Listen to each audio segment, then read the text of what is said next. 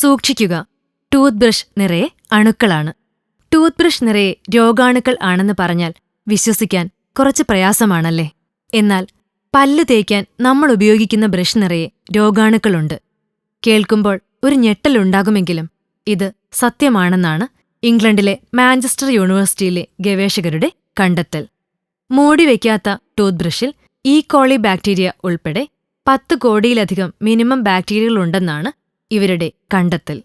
മാത്രമല്ല, skin allergy, diarrhoea തുടങ്ങിയ രോഗങ്ങളും ഇതുമൂലം ഉണ്ടാകുന്നുണ്ട്. ഓരോ പ്രാവശ്യം ബ്രഷ് ചെയ്യുമ്പോഴും ബാക്ടീരിയകളും നമ്മുടെ വായ്ക്കുള്ളിലേക്ക് പ്രവേശിക്കുന്നുണ്ട്. നമ്മുടെ ശരീരത്തിലെ പ്രതിരോധശക്തി കുറയുമ്പോഴാണ് ഈ ബാക്ടീരിയകൾ നെഗറ്റീവായി പ്രവർത്തിച്ചു തുടങ്ങുന്നത്. നമ്മുടെ ശരീരത്തിന് ബാക്ടീരിയകളെ പ്രതിരോധിക്കാനുള്ള ശേഷിയുള്ളതിനാൽ ആദ്യം ഇവ ബാധിക്കില്ലെന്ന് മാത്രം. വായിലുള്ള ബാക്ടീരിയകളും ബ്രഷിൽ കടന്നുകൂടാനുള്ള സാധ്യതയുണ്ട്.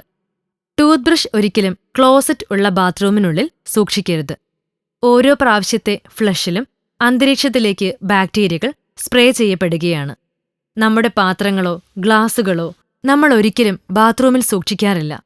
അതേപോലെ തന്നെയായിരിക്കണം ടൂത്ത് ബ്രഷും. ഓരോ പ്രാവശ്യം നമ്മൾ ബ്രഷ് ചെയ്യാനായി ബ്രഷ് എടുക്കുമ്പോഴും ടാപ്പിൽ നിന്നുള്ള വെള്ളത്തിൽ ബ്രഷ് നന്നായി കഴുകിയിരിക്കണം.